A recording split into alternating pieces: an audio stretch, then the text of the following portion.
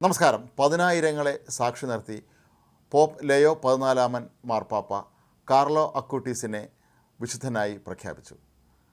15 വർഷം മാത്രം ഈ ഭൂമിയിൽ ജീവിച്ച് കമ്പ്യൂട്ടറും സമൂഹ മാധ്യമങ്ങളുമൊക്കെ ആത്മീയ ഔന്നത്യത്തിന് വേണ്ടി വിനിയോഗിച്ച ആത്മീയതയുടെ പുതിയ തലങ്ങൾ സമൂഹ മാധ്യമങ്ങളിലൂടെ ജനങ്ങൾക്ക് പറഞ്ഞു കൊടുത്ത അപൂർവ പ്രതിഭയായിരുന്നു അക്യൂട്ടീസ്. 15 വർഷം മാത്രമാണ് അക്യൂട്ടീസിന് ഈ ഭൂമിയിൽ ജീവിക്കാൻ കഴിഞ്ഞത്. വിശുദ്ധരുടെ പദവിയിലേക്ക് എത്തുന്ന ആദ്യ കമ്പ്യൂട്ടർ പ്രതിഭ കൂടിയാണ് അക്യൂട്ടീസ് എന്നൊരു പ്രത്യേകത കൂടി അദ്ദേഹത്തിനുണ്ട്. ലിയോ 14 മാർപ്പാപ്പ അക്യൂട്ടീസിൻ്റെ സേവനങ്ങളെ അങ്ങേയറ്റം വാഴ്ത്തുന്ന രീതിയിലാണ് സംസാരിച്ചത്. അദ്ദേഹം പറഞ്ഞത് ഈ പുതിയ വിശുദ്ധൻ്റെ പ്രവൃത്തികളൊക്കെ തന്നെ യുവജനങ്ങൾക്ക് അവരുടെ നല്ല പ്രവൃത്തികളിലൂടെ സ്വർഗത്തിലേക്ക് എത്താനുള്ള ഒരു മാർഗദർശകമായി പ്രവർത്തിക്കുന്നു എന്നാണ്. 1991 ബ്രിട്ടനിലാണ് അക്യൂട്ടീസ് ജനിച്ചത്. അമ്മ ഇറ്റലിക്കാരിയായിരുന്നു. അച്ഛൻ പകുതി ഇറ്റലിക്കാരനും പകുതി ബ്രിട്ടീഷുകാരനുമായ ഒരു വ്യക്തിയായിരുന്നു. അക്യൂട്ടീസിൻ്റെ അച്ഛനമ്മമാരാകട്ടെ ദൈവവിശ്വാസികളെ അല്ലായിരുന്നു. എന്നാൽ അക്യൂട്ടീസ് ആകട്ടെ വളരെ ചെറിയ പ്രായത്തിൽ തന്നെ അദ്ദേഹം വലിയൊരു ഭക്തനായി മാറുകയായിരുന്നു. തുടർന്ന് ഈ സമൂഹ മാധ്യമങ്ങളിലൂടെ നിരന്തരമായി ജപമാലയെക്കുറിച്ചും അല്ലെങ്കിൽ ക്രൈസ്തവ വിശ്വാസ ചിന്താധാരകളെക്കുറിച്ചും ഒക്കെ തന്നെ വളരെ വ്യക്തമായ കാര്യങ്ങൾ അദ്ദേഹം ജനങ്ങൾക്കായി നൽകിയിരുന്നു. കൂടാതെ ദൈവത്തിൻ്റെ നിരവധി അത്ഭുത പ്രവൃത്തികളെക്കുറിച്ചും വളരെ വിശദമായി തന്നെ അദ്ദേഹം സമൂഹ മാധ്യമങ്ങളിലൂടെ ജനങ്ങൾക്ക് നൽകുകയും ചെയ്തിരുന്നു. അന്നു മുതൽ തന്നെ ലോകമെമ്പാടുമുള്ള യുവജനങ്ങളുടെ വലിയൊരു ആകർഷണ കേന്ദ്രമായി മാറിയിരുന്നു ഈ ചെറിയ കുട്ടി, ഈ കൗമാരക്കാരൻ. 2006 അക്യൂട്ടീസിന് രക്താർബുദമാണ് എന്ന് സ്ഥിരീകരിക്കപ്പെട്ടത്.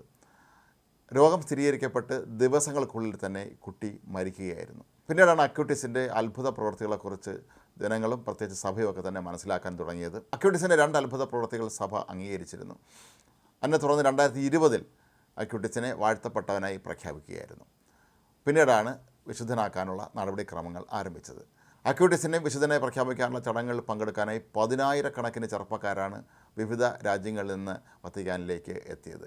ഏതാണ്ട് 70,000-ലധികം പേർ എത്തിക്കാണുമെന്നാണ് കണക്ക് കൂട്ടപ്പെടുന്നത്. വന്ന ചെറുപ്പക്കാരൊക്കെ തന്നെ അക്യൂട്ടീസിൻ്റെ പ്രവൃത്തികളിൽ അത് അദ്ദേഹത്തിൻ്റെ വളരെ ചെറിയ പ്രായത്തിൽ തന്നെ നേടാൻ കഴിഞ്ഞ ഈ ആത്മീയ ഔന്നത്യത്തിൽ അങ്ങേയറ്റം ഊറ്റം കൊള്ളുന്നവരായിരുന്നു. അവരെല്ലാവരും അക്യൂട്ടീസിൽ നിന്ന് പ്രചോദനം ഉൾക്കൊണ്ടുകൊണ്ട് ജീവിതം മുന്നോട്ട് പോകാൻ ആഗ്രഹിക്കുന്നവരാണ് എന്ന് വ്യക്തമാക്കുന്ന രീതിയിലായിരുന്നു അവരുടെ ഈ ഒരു വരവ് എന്ന് തന്നെ പറയേണ്ടി വരും. അക്യൂട്ടീസിനെ കഴിഞ്ഞ ഏപ്രിൽ തന്നെ വിശുദ്ധനാക്കി പ്രഖ്യാപിക്കാനുള്ള നടപടിക്രമങ്ങൾ ആരംഭിച്ചിരുന്നു. പക്ഷേ ഫ്രാൻസിസ് മാർപ്പാപ്പയുടെ അകാല വിയോഗത്തെ തുടർന്നാണ് ഇത് മാറ്റിവെക്കേണ്ടി വന്നത്. ലയോ 14 മാർപ്പാപ്പ ആയതിനു ശേഷം ആദ്യമായിട്ടാണ് അദ്ദേഹം ഒരാളിനെ വിശുദ്ധനായി പ്രഖ്യാപിക്കുന്നത്. മാത്രവുമല്ല അത് ഒരുപക്ഷെ ഏറ്റവും പ്രായം കുറഞ്ഞ ഈ നൂറ്റാണ്ടിലെ ഏറ്റവും പ്രായം കുറഞ്ഞ ഒരു വ്യക്തിയെ വിശുദ്ധനാക്കി പ്രഖ്യാപിക്കുക എന്ന അപൂർവ ദൗത്യവും പുതിയ മാർപ്പാപ്പയ്ക്ക് ലഭിച്ചു എന്നുള്ളതാണ് മറ്റൊരു പ്രത്യേകത. ഏതായാലും ആഗോള കത്തോലിക്ക സഭയുടെ ചരിത്രത്തിൽ ഇതൊരു വലിയ മാറ്റത്തിന് തന്നെ തുടക്കം കുറിച്ചിരിക്കുന്നു. 15 വർഷം മാത്രമേ ഭൂമിയിൽ ജീവിച്ച് ദൈവത്തിനായി ഒരുപാട് കാര്യങ്ങൾ ചെയ്ത അക്യൂട്ടീസിന് സഭ നൽകുന്ന ഏറ്റവും നല്ല ഒരു സമർപ്പണമായി മാറുകയായിരുന്നു ഈ വിശുദ്ധ പദവിയിലേക്കുള്ള അവരുടെ ഈ പ്രഖ്യാപനം.